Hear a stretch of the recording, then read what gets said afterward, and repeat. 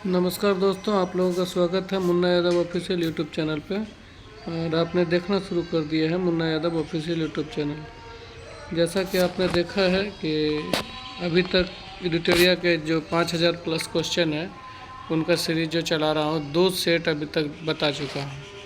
2 set बता चुका हूँ, जिसमें से ये 5000 में से 2 सेट हो गया और 98 सेट बाकी है। 98 सेट बाकी है, जिसके कारण से इसमें देखिए विशेषताएं क्या है। इस सेट को पढ़ने से आप लोगों के पास 100 प्रैक्टिस सेट जो दिया हुआ है, इसमें विषय बार स्मरणीय तथ्य दिया हुआ है। इसके अलावा एनसीईआरटी पर आधारित ये सारा ऑब्जेक्टिव तैयार किया हुआ है। आप लोग अगर इस चैनल से नया जुड़े हैं तो इस चैनल को सब्सक्राइब करें, और सब्सक्राइब करने के बाद इस चैनल को अधिक से अधिक लोगों तक शेयर करें, ताकि सारे लोग इस चैनल से जुड़ सके और इस चैनल का लाभ उठा सके और अपने पढ़ाई को और ही अच्छे मुकाम पर ले जाया जा सके। देर ना करते हुए प्रैक्टिस 2 के बाद प्रैक्टिस 3 को लेके आए हैं आप लोगों के बीच।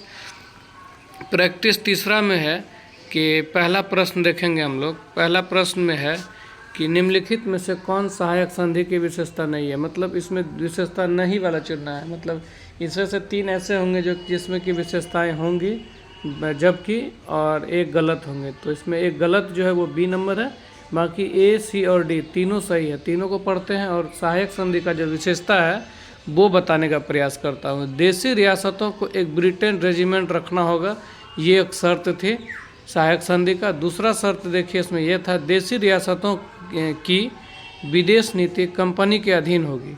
दूसरा क्या था, देशी रियासतों की विदेश नीति कंपनी के अधीन होगी। तीसरा है कि कंपनी की सेना का खर्च रियासत उठाएगी। कंपनी का सेना का खर्च कौन उठाएगी? रियासत उठाएगी। फिर अगला प्रश्न में देखते हैं। अगला प्रश्न है कि निम्न में से समाचार पत्र पर निम्न में से किस समाचार पत्र पर वर्नाक्यूलर प्रेस एक्ट के तहत कार्रवाई की गई? तो ये था भारत मिहिर। ये क्या था? भारत मिहिर। हम लोग देखेंगे कि वर्नाकुलर प्रेस एक्ट जो लगाया गया था, उसके तहत बहुत सारे समाचार पत्र को बंद किया गया था। इसमें से एक थे भारत मिहिर, जिनको कि पहला समाचार पत्र जिस पर कार्रवाई की गई थी। अगला प्रश्न देखेंगे कि इंडिपेंडेंस नामक समाचार पत्र किनके द्वारा प्रकाशित या संपादित किया गया था? तो ये किया गया था आपको मोतीलाल नेहरू के द्वारा। इंडिपेंडेंस नामक समाचार पत्र जो था वो मोतीलाल नेहरू के द्वारा प्रकाशित किया गया था। और चौथा देखेंगे बाल हत्या। क्या है? बाल हत्या प्रथा किस प्रेसिडेंसी में अधिक थी? बाल हत्या जो था ये था बंगाल की प्रेसिडेंसी में। बाल हत्या प्रथा जो था बंगाल प्रेसिडेंसी में सर्वाधिक पाया गया था। 5वां प्रश्न है कि रेशमी रुमाल षड्यंत्र क्या है? रेशमी रुमाल षड्यंत्र किससे संबंधित है? तो ये है मौलवी अबेदुल्ला सिंधी। कौन है? ये है मौलवी अबेदुल्ला सिंधी। याद रखेंगे, रेशमी रुमाल षड्यंत्र जो था मौलवी अबेदुल्ला सिंधी से संबंधित था।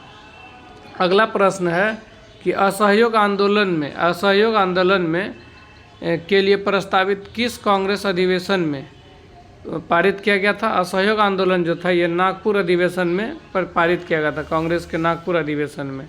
असहयोग आंदोलन जो है नागपुर अधिवेशन में कांग्रेस का पारित किया गया था। अगला प्रश्न है कि निम्नलिखित में से कौन पारिस्थितिकी तंत्र के विषय में सही नहीं है? सही नहीं एक है, लेकिन सही 3 है। सही कौन है? 3 सही है, जिसमें से पहला होगा कि इसकी अपनी उत्पादकता होती है, और दूसरा होगा कि यह एक प्राकृतिक संसाधन तंत्र होता है, और तीसरा होगा यह एक कार्यशील इकाई होता है। तो और अगला प्रश्न देखते हैं कि निम्नलिखित में से कौन प्रसिद्ध जैविक हॉटस्पॉट है? तो ये प्रसिद्ध जैविक हॉटस्पॉट अगर कहेंगे तो ये है पश्चिमी घाट। कौन है? पश्चिमी घाट जो है प्रसिद्ध जैविक हॉटस्पॉट है।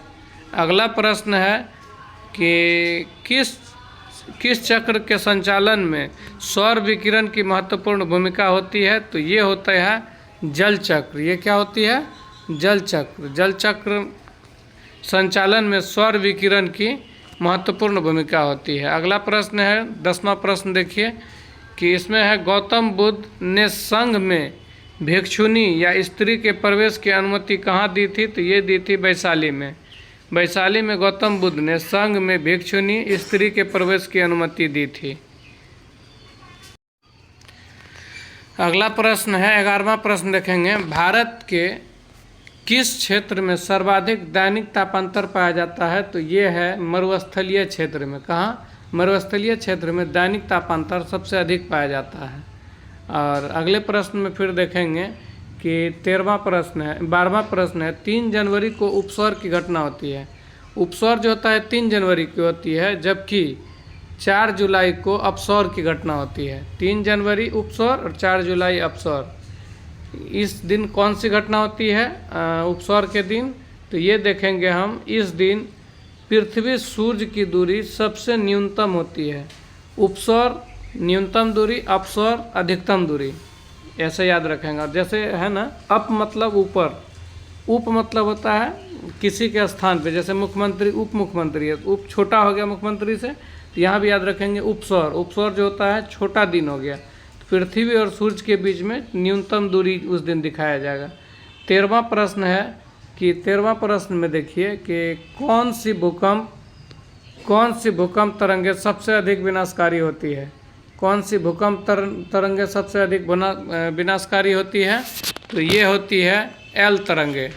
आप इसमें देखेंगे एल तरंगे जो है सबसे अधिक विनाशकारी होती है। 14वां प्रश्न है कि निम्नलिखित में से कौन सुमेलित है? सही सुमेलित कौन है?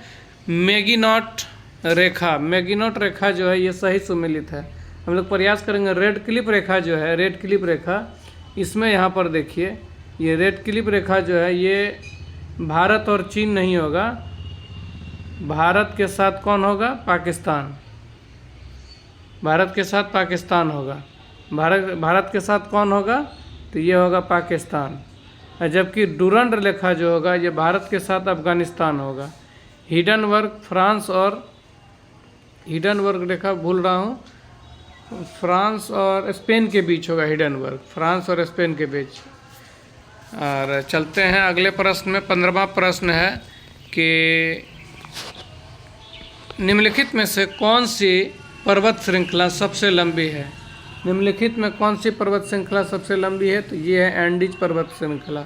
एंडीज पर्वत श्रृंखला सबसे लंबी पर्वत श्रृंखला है। जबकि किस अधिनियम द्वारा केंद्रीय बजट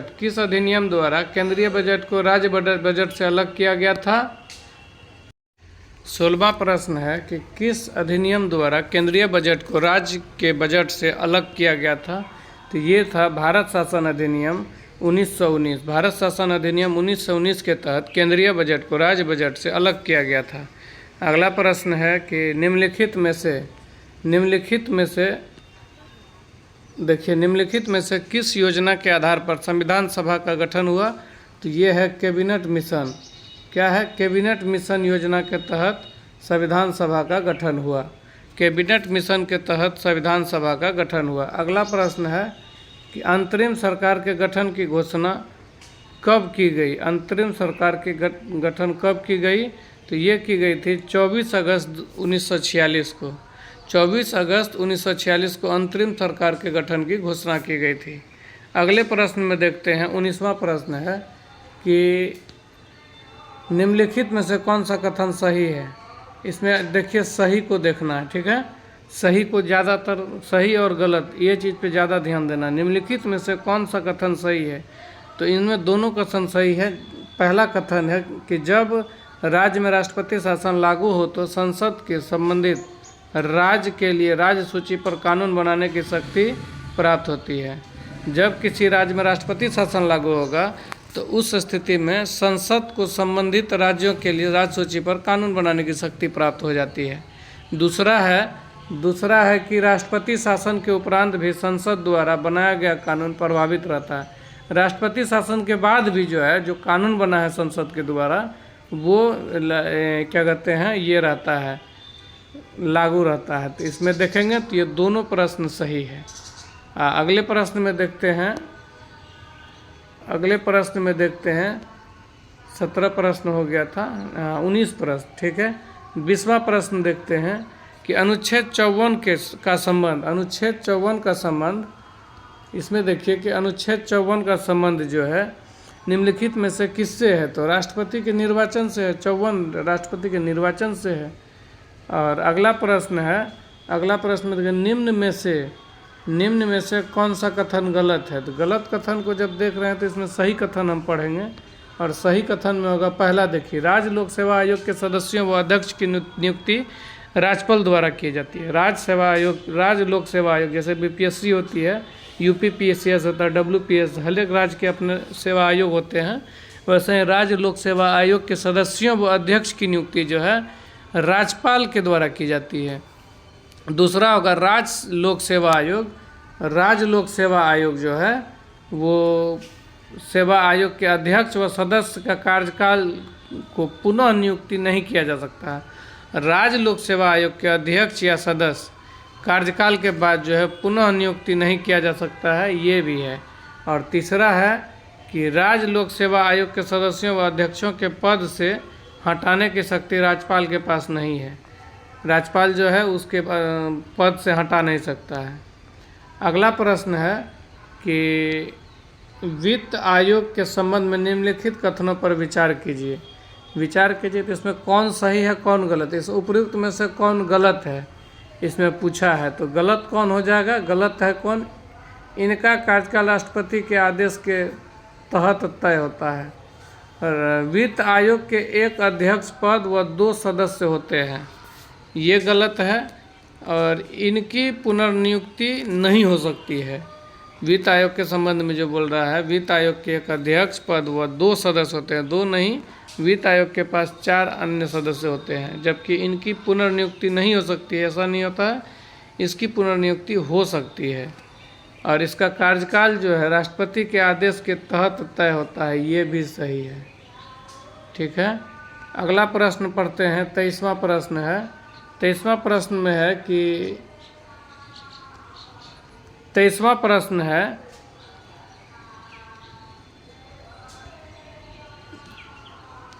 23वां प्रश्न में देखते हैं हम। 23वां प्रश्न कहते हैं कि निम्न में से आरबीआई की मौद्रिक नीति के मात्रात्मक उपकरण हैं। कौन कौन उपकरण है? तो ये तीनों उपकरण हैं। तीनों उपकरण में कौन आता है? वैधानिक तरलता अनुपात, नगद आरक्षित अनुपात और खुले बाजार की क्रियाएं, तीनों हैं। तीनों अनुपाति इनके पास उपलब्ध होते हैं। 24वां प्रश्न देखते हैं हम लोग। 24वां प्रश्न में कहता है कि प्रधानमंत्री कृषि समता योजना का मुख्य उद्देश्य क्या है? तो मुख्य उद्देश्य उसका है खाद्य प्रसंस्करण को बढ़ावा देना। मुख्य उद्देश्य क्या है? खाद्य प्रसंस्करण को बढ़ावा देना। जबकि अगला प्रश्न 25वां है, निम्नलिखित में से कौन सी समिति FRBM अधिनियम के से संबंधित है? तो ये समिति है NK सिंह समिति। क्या है? NK सिंह समिति। निम्नलिखित में से कौन सी समिति FRBM अधिनियम से संबंधित है? तो ये है NK सिंह समिति। अगला प्रश्न देखिए, 26वां प्रश्न देखिए। इसमें कहा गया है कि निम्नलिखित में कौन सा संस्थान न्यूनतम MSP के बारे में भारत सरकार को सिफारिश देती है? तो ये देती है कृषि लागत एवं मूल्य आयोग। कौन है? कृषि लागत एवं मूल्य आयोग। अगला प्रश्न है कि सीता अध्यक्ष का संबंध है। सीता अध्यक्ष जो होते थे भूमि कर विभाग से थे। कौन थे? भूमि कर विभाग से थे सीता अध्यक्ष। अगला प्रश्न है 28वां प्रश्न होगा कि कश्मीर के क्षेत्रीय इतिहास, कश्मीर का क्षेत्रीय इतिहास जो है का सजीव वर्णन मिलता है। किसमें मिलता है? तो ये मिलता है राजतरंगिणी में। किसमें मिलता है? तो ये मिलता है राजतरंगिणी में। सिजदा और पाबोस जो था ये बलबन के द्वारा चलाया गया था। सिजदा और पाबोस ये है बलबन के द्वारा। सिजदा और पाबोस बलबन के द्वारा। जबकि उतबी कौन था? उतबी एक इतिहासकार थे। उतबी कौन थे? तो ये था एक इतिहासकार। अगला प्रश्न है शेर शाह सूरी के बारे में कौन सा कथन गलत है? तो गलत कथन जो है वो है C नंबर। जबकि सही कथन कौन कौन है? ये है शेर शाह ने विलग्राम युद्ध विजय के बाद द्वितीय अफगान राज्य की स्थापना की थी। शेरशाह जो है बेलग्राम युद्ध विजय के बाद द्वितीय अफगान राज्य का स्थापना दिल्ली पर की थी। और दूसरा है कि शेरशाह ने उपज का 1/3 भाग कर के रूप में निर्धारित किया था। शेरशाह जो है उपज का 1/3 भाग कर के रूप में निर्धारित किया था। अगला है शेरशाह के द्वारा भूमि की पैमाइश हेतु सन की डंडी सिकंदरी गज का प्रयोग किया गया था। सन का डंडी क्या था? सिकंदरी गज का प्रयोग किया गया था। 32वां प्रश्न है किस प्रसिद्ध शासक के द्वारा अमुक्त माल्याद लिखी गई थी? तो ये लिखी गई थी कृष्णदेव राय के द्वारा। किसके द्वारा लिखा गया था? तो ये लिखा गया था कृष्णदेव राय के द्वारा लिखा गया था। अगला प्रश्न है 33वां है दिल्ली सल्तनत के सभी सुल्तानों में सर्वाधिक समय तक शासन किसने किया था? तो ये बहलोल लोदी। याद रखेंगे, बहलोल लोदी लोदी वंश के शासक थे। बहलोल लोदी ने सबसे अधिक सर्वाधिक शासनकाल तक वो शासन किया था। अगला है 34वां प्रश्न निम्नलिखित में से कौन सा पदार्थ केंद्र में सर्वाधिक मात्रा में पाया जाता है? केंद्रक में तो ये पाया जाता है प्रोटीन की मात्रा अधिक होती है केंद्र में। 35वां प्रश्न है प्रकाश संश्लेषण की प्रकाशिक अभिक्रियाएं क्लोरोप्लास्ट में कहाँ संपन्न होती है? तो ये होती है ग्रेना में। कहाँ होती है? तो ग्रेना में होती है। अगला प्रश्न है कि हेलोफाइट्स होता है ये होता है वे पौधे जो लवणों वाली मिट्टी में उगाए जाते हैं। अब देखिए निम्नलिखित में से कौन सा टेस्ट एड्स के लिए की जाती है? निम्नलिखित में से कौन सी टेस्ट एड्स के लिए की जाती है? तो एड्स के लिए जो टेस्ट की जाती है ये है PCR, CD4 और एलिसा।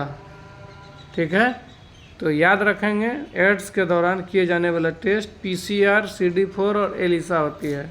इसी तरह से ऑप्शन नंबर 4 सही होगा। अब आते हैं 38वें नंबर प्रश्न पर, और 38वें नंबर प्रश्न में हम देखते हैं निम्न में से कौन सा रुधिर वर्ग के रुधिर प्लाज्मा में कोई एंटीबॉडी नहीं होता है? तो ये होता है, ये कौन सा बॉडी है? ये है AB में कोई भी एंटीबॉडी नहीं पाया जाता है। AB खून में कोई भी एंटीबॉडी नहीं पाया जाता है। अगला प्रश्न है ट्रिपल वैक्सीन DPT क्या है? ट्रिपल वैक्सीन DPT में कौन सा एक नहीं होता है? ट्रिपल वैक्सीन DPT में कौन सा एक नहीं होता है? तो ये नहीं होता है पीलिया, जबकि ये डिप्थीरिया हो, चाहे पिटूसिस हो, चाहे टिटेनस हो, DPT में ये तीनों होता है। DPT देख लीजिए, D से डिप्थीरिया, P से पिटूसिस और T से टिटेनस होता है। DPT में कौन नहीं होता है? तो पीलिया नहीं होता, बाकी ये तीनों होता है। अगला प्रश्न है कि अल्फा कण का द्रव्यमान हीलियम के एक अणु के बराबर होता है। इसके आवेश किसके बराबर होते हैं? इसके आवेश जो होते हैं 2 प्रोटॉनों के बराबर होते हैं। अल्फा कण का द्रव्यमान हीलियम के एक अणु के बराबर होते हैं। इसके आवेश 2 प्रोटॉन के बराबर होते हैं। अगला प्रश्न है 41वां प्रश्न है, उनको देखते हैं। 41वां प्रश्न में है कि न्यूटन के गति की नियम में से बल का व्यंजक प्राप्त होता है। बल का व्यंजक किसमें प्राप्त होता है? न्यूटन के द्वितीय गतिकी के नियम में बल का व्यंजक प्राप्त होता है। जबकि अगला प्रश्न देखते हैं सिलिकॉन, जर्मेनियम, कार्बन आदि पदार्थों में प्रतिरोधकता ताप बढ़ाने पर क्या होती है? ताप बढ़ाने पर ये बढ़ती है। इसके पदार्थों की प्रतिरोधकता ताप बढ़ाने पर बढ़ती है। तो याद रखेंगे सिलिकॉन हो, चाहे जर्मेनियम हो, चाहे कार्बन हो, इसका प्रतिरोधकता जो है ताप बढ़ाने पर बढ़ता है। अगला प्रश्न है 43वां, किस तत्व का सर्वाधिक समस्थानिक होता है? तो याद रखेंगे पोलिनियम। क्या रखेंगे? पोलिनियम। कि कौन सा तत्व होगा? तो ये होगा पोलिनियम। पोलिनियम जो है याद रखेंगे, पोलिनियम जो है सबसे अधिक समस्थानिक वाला होता है। 44वां और 45वां देखते हैं। 44 में है कि हाइड्रोजन को जलाने से क्या बनता है? हाइड्रोजन को जलाने से हम लोग देखते हैं कि पानी बनता है। हाइड्रोजन को जब जलाएंगे तो वो क्या बनेगा? पानी बनेगा। फिर देखिए ग्रेफीन होता है कार्बन का नैनो प्रतिरूप। क्या होता है? कार्बन का नैनो प्रतिरूप होता है। ग्रेफीन क्या होता है? कार्बन का नैनो प्रतिरूप होता है। विश्व रक्तदान दिवस, विश्व रक्तदान दिवस जो होता है वो 14 जून को मनाया जाता है। विश्व रक्तदान दिवस कब मनाया जाता है? 14 जून को मनाया जाता है। अगला है 47वां में है कि निम्नलिखित को सुमेलित कीजिए। प्लाज्मा, देखिए प्लाज्मा अनुसंधान केंद्र, प्लाज्मा अनुसंधान केंद्र कहाँ है? तो ये है गांधीनगर गुजरात में। राष्ट्रीय समुद्री विज्ञान दिवस, राष्ट्रीय समुद्री विज्ञान संस्थान, ये कहाँ है? समुद्री विज्ञान संस्थान जो है पणजी में है। आगे देखिए राष्ट्रीय, ये हो गया पणजी में। अब आगे देखिए केंद्रीय खाद्य प्रौद्योगिकी अनुसंधान केंद्र कहाँ है? तो ये है मैसूर में है। भारतीय मौसम विज्ञान केंद्र कहाँ है? तो ये है दिल्ली में। तो याद रखेंगे प्लाज्मा अनुसंधान संस्थान है गांधीनगर, राष्ट्रीय समुद्र विज्ञान संस्थान है पणजी, केंद्रीय खाद्य प्रौद्योगिकी अनुसंधान संस्थान है मैसूर, और मौसम विज्ञान जो है भारतीय मौसम विज्ञान संस्थान ये है दिल्ली में। अगला प्रश्न है 48वां प्रश्न। देखिए कि इसमें कहा गया है पंचरात्र, क्या कहा गया है? पंचरात्र का संबंध किस धर्म से है? पंचरात्र का संबंध किस धर्म से है? तो ये होगा वैष्णव धर्म से। क्या होगा? वैष्णव धर्म से। वैष्णव धर्म से पंचरात्र का संबंध है, वैष्णव धर्म से। अगला प्रश्न पढ़ते हैं, अगला प्रश्न देखते हैं, और मात्र 2 प्रश्न बचे हैं इसमें। तो ये अगला प्रश्न होंगे कि एकमात्र भारतीय जिसे रसायन के क्षेत्र में नोबेल पुरस्कार मिला है, ये नोबेल पुरस्कार मिला है किस क्षेत्र में? रसायन के क्षेत्र में। रसायन के क्षेत्र में जो नोबेल पुरस्कार मिला है ये किसे मिला है नोबेल पुरस्कार? तो ये मिला है आपको वेंकटरमन